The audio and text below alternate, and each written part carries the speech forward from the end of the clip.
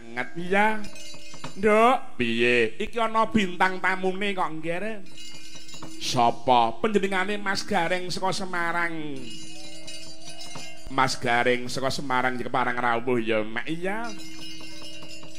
Turi putih. Monggo Mas Gareng. Parang jumeneng Mas.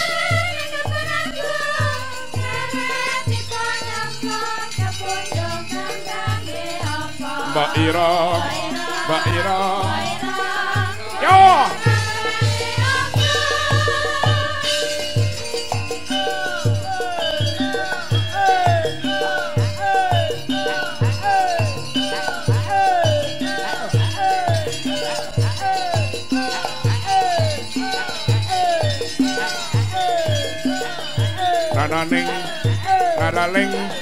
Lalaling.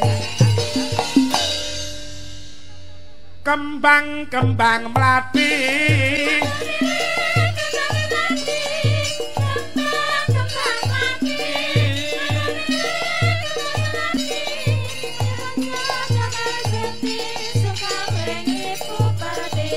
Mbak Ira.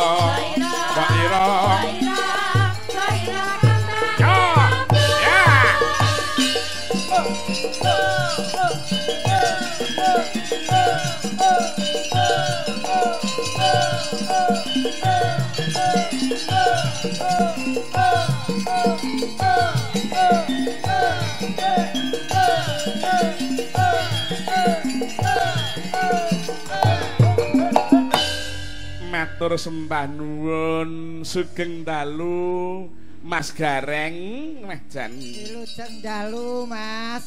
Waduh, alhamdulillah saged pinanggih kula wonten ing papan mriki nggih Mas nggih. Alhamdulillahirabbil alamin nggih, pangestunipun kanthi sehat walafiat Mas. Nggih. Niki sing diarani tanpa kenyana saged makepal wonten mriki. Nggih.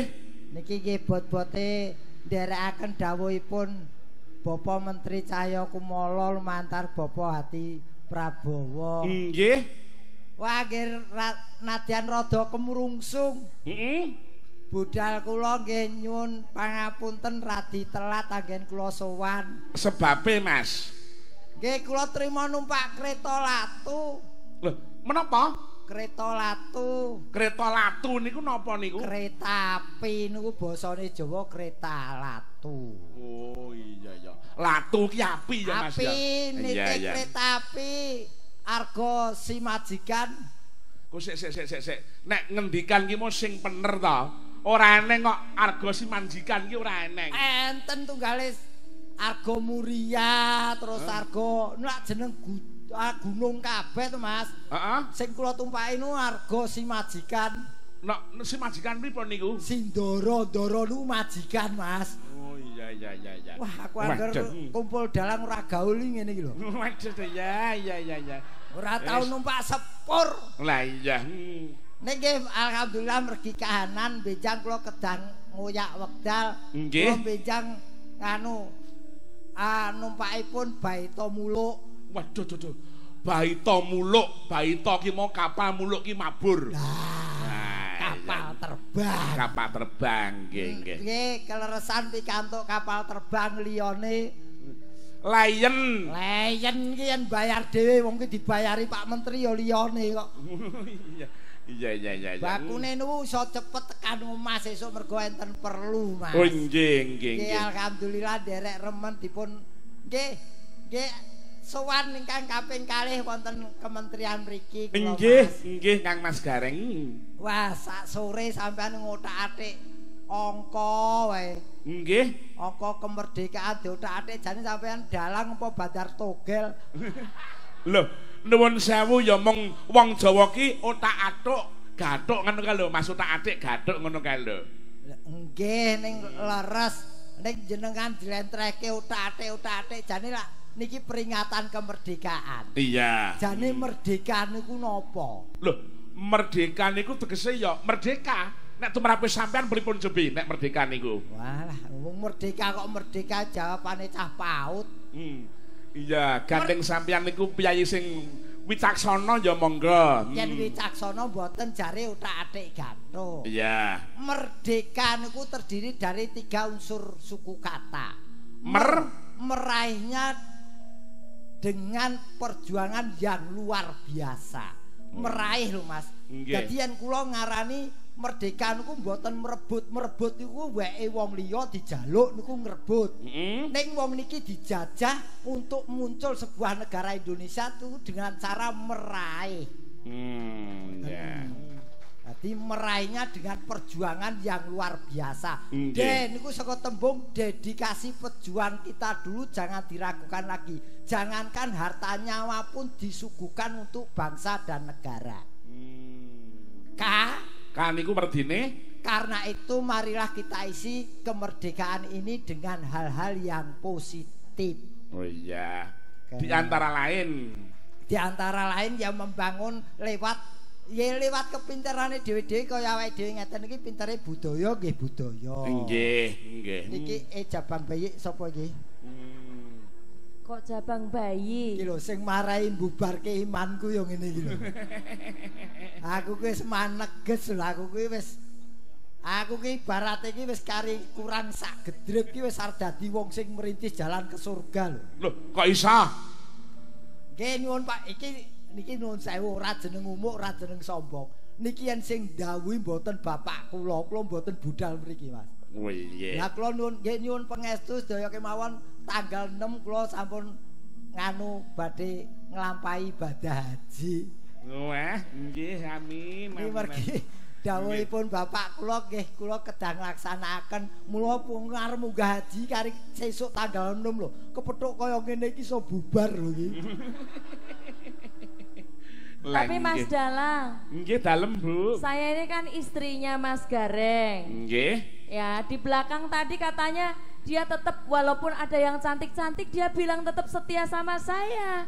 Terus begitu di sini lihat mbak-mbaknya yang merah gitu langsung saya ditinggal loh. Katanya mau datang ke sini, ada undangan Pak Menteri. Ini namanya Priani ya ini. Priani gimana? Manusiawi. Oh, iki priya iki Priani. Oh iya. Iki wong lanang iki ning digoni ngono kuwi. Ning ya mung cukup nggo nyawang. Ning sejatine ora ana liya wong wedok sak donya ki sing sak tak tresnani kejaba mung bojoku sing ning omah kae. Lah aku Mas katanya istrimu juga. Ya kowe iki ya mung cara-carane celimen lah. Apa itu? Celimen ki timbangane ora ana. Ya Allah, Mas. Aku ki jan karo piyai siji ki arep ora ngakoni piye. Yen ngakoni iki ngene iki lho Mas. Piye? Aku ndek bojo kaya ngene iki resikone gedhe lho. Kok resiko gede sing kepiye? Malam pertama omahku iso rusak kabeh. Kok bisa? Lah cah cilik-cilik kepengin weruh polahku kok ngopo kuwi. Iya. Ning ora apa-apa iki jenenge rejeki ya ngene iki. Iya. Wong aku ning kene iki ya karo Mbak Lena wis kumpul wiwit cilik. Nggih. Dari permulaan berawal karir dari kota Semarang ya bareng-bareng sama beliau ini. Lah tapi kita tuh kan sudah sejodoh. Lihat nih loh, baju kostum juga sudah sama birunya. Ini sama dengan kita tuh sudah sehati. Jenenge tembung Jawa biru biswa rukun. Loh kok pada ketawa kenapa? Kalau aku rukun sama Mas Gareng kenapa pada ketawa? Nggih, wis sing ngerti ya mung Gareng dhewe nek kuwi. Masa aku ya sama Mas Gareng ini kan ya ono sing lebih seger gitu.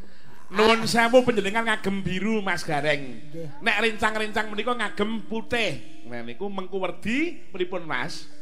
Ya niki iki ora jarwa dosa. Iki ya sejatining wujud. Putih iki bersih, resik, cuci. Tumindak urip ning alam donya kudu tumindak sing suci, bersih, aja ketempelan dosa yen iso. Oh iya.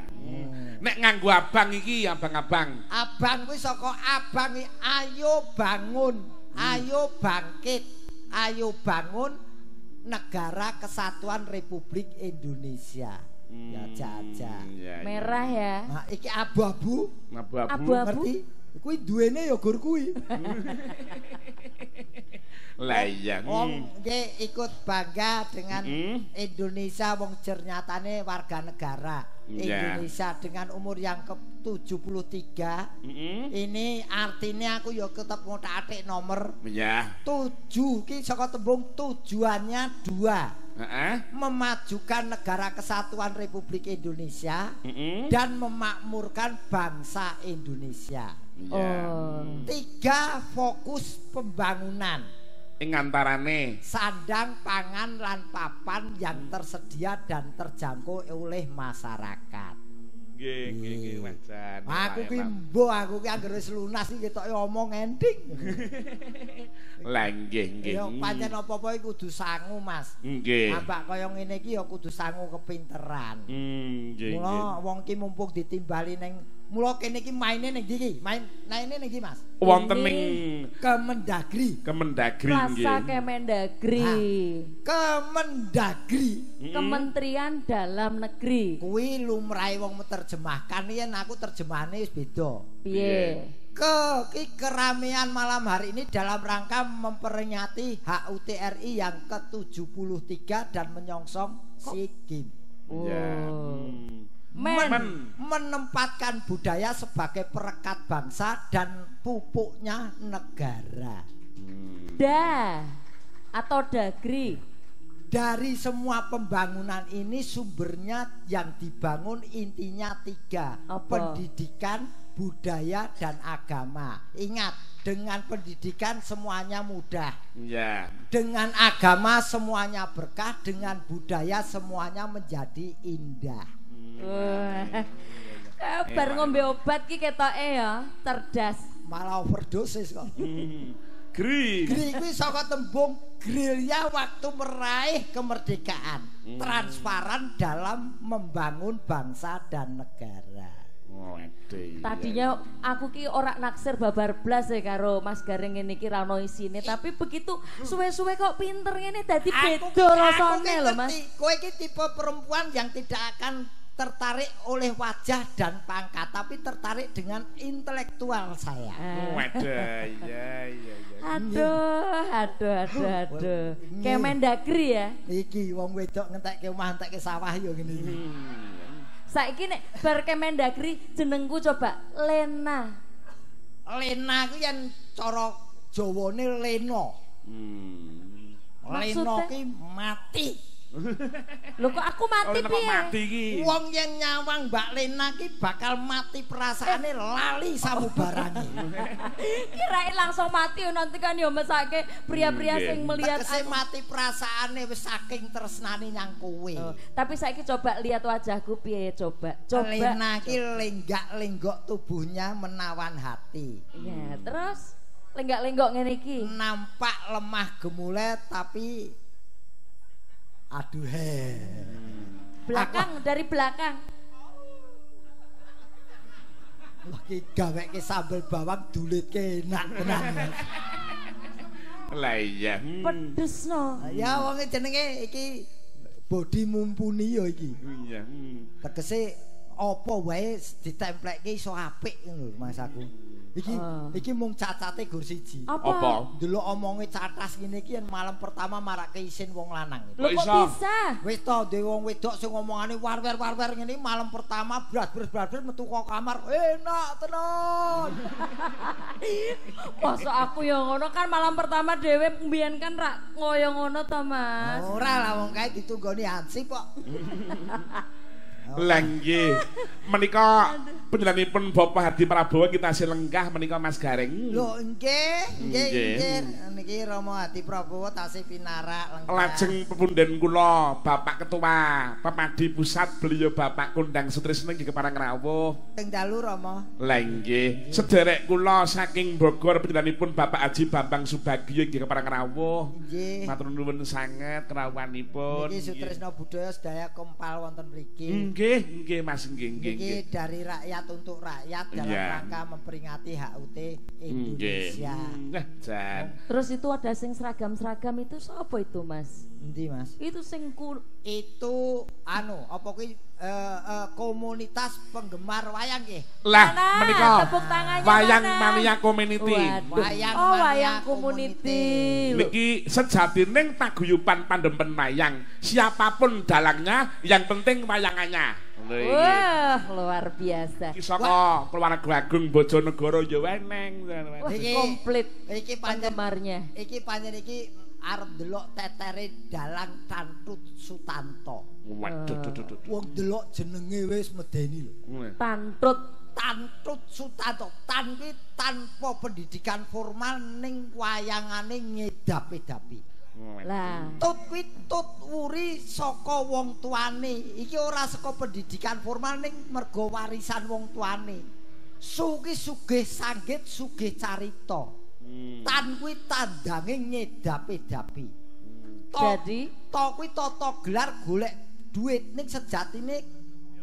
Heeh. Iki ya senengane kok ya. Ah, kowe ning kene sewengi rasangoni gelem kok. Lah toko Klaten kok ya. Lah upamane sampean ning kene iki rasangone ya gelem po.